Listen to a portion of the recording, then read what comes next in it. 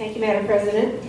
Ladies, I'm Liz Froelich, and I'm going to talk to you about a subject which not many of us probably are interested in, but we're going to be involved with our tax dollars in promoting it.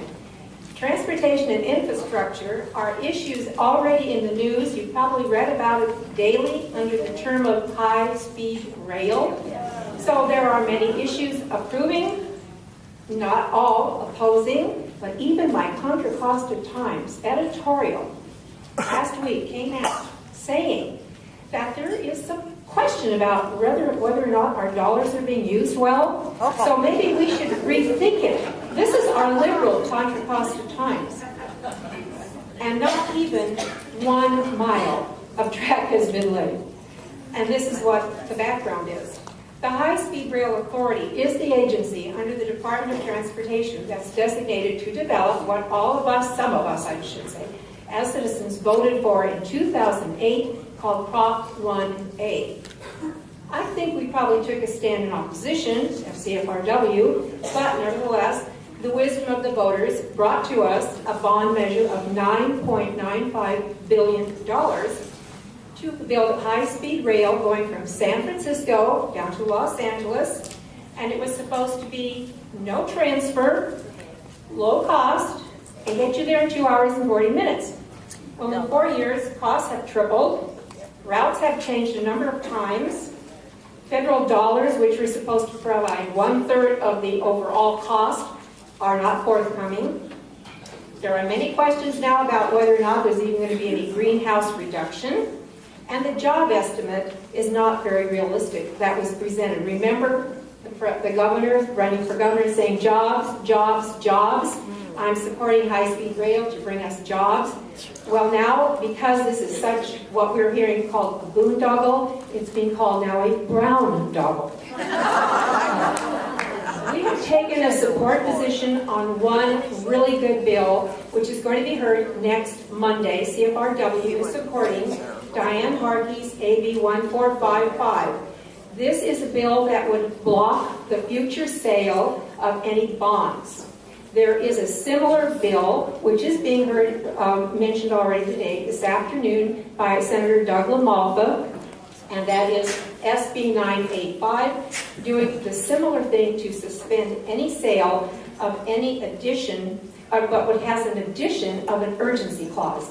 Now, you wonder maybe how they can do this. There is an Article 16 in our Constitution that allows us, the legislature, to stop or to reduce an amount if it is billed in a bond, if no debt has been incurred. It's very sensible. Now, the supporters think that we still should go ahead with this. And their bill is a Lonnie Hancock bill, SB 1189. It's being heard, I think, tomorrow also. And it would authorize the Department of Transportation to authorize the California Transportation Commission to begin work on what they're calling the blended system to start with, inner city rail and commuter rail. And that's only to get the federal dollars to come, which has to be done before the end of the year.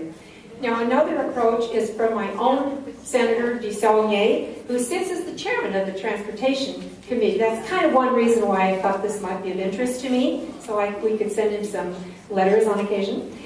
He wants, in SB 1117, he wants to deal with a statewide passenger rail transportation, which again would deal with inner city, commuter, and urban rail.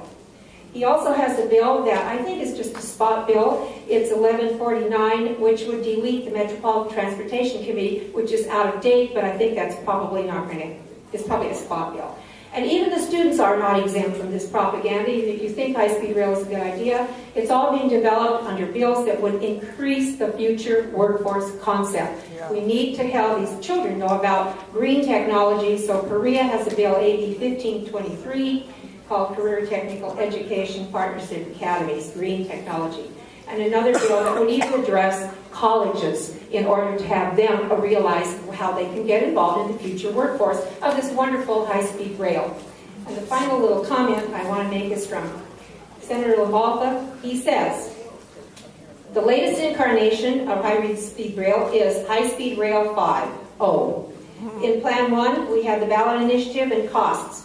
Plan 2 went up the ticket prices. Plan 3 was $98.5 billion. Plan 4 is $68 billion. And Orange County was kicked out. By Plan 5, Orange County's back in. We can't trust them at all. Thank you. And your rosters tells us